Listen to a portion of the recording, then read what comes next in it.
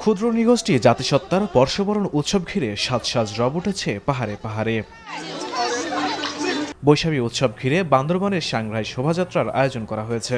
সকালে বেলুন উড়িয়ে 6 দিনব্যাপী সাংগ্রাই উৎসবের উদ্বোধন করেন বান্দরবানের জেলা প্রশাসক শামীমারা রিনি। এতে মারমা, ম্রো, খুমি, চাকমা, তঞ্চঙ্গা, ত্রিপুরা, বম, লুসাইসহ 11টি ক্ষুদ্র নৃগোষ্ঠীর তরুণ তরুণী, শিশু কিশোর, নারী পুরুষেরা অংশ নেয়।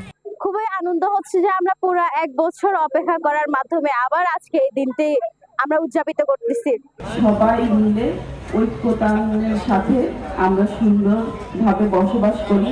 ত্রিপুরাদের উৎসব বৈশুর প্রথম দিন ভোর থেকে জলে ঘরদোর পরিষ্কার, গোসল করে তাদের ঐতিহ্যবাহী পোশাক, আশাক ও গয়না পরিধান করে নদী ছড়া খালে বিশেষ প্রার্থনা। বাহারি রঙের ফুল, কলাপাতায় সাজিয়ে মোমবাতি, আগরবাতি জ্বালিয়ে গঙ্গাদেবীর উদ্দেশ্যে নিবেদন করে পুরাতন বছরকে বিদায় জানান তারা। এই উৎসবে সংহতি প্রকাশ করে সামিল হন প্রশাসনের কর্মকর্তারাও।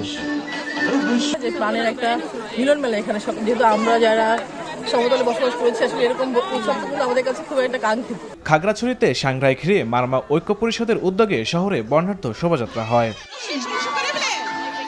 এদিকে রাঙামাটিতে বৈশাখী উৎসব ঘিরে আজ চলছে ঐতিহ্যবাহী খাবার পরিবেশন। Imrul Kayes, NTV news desk.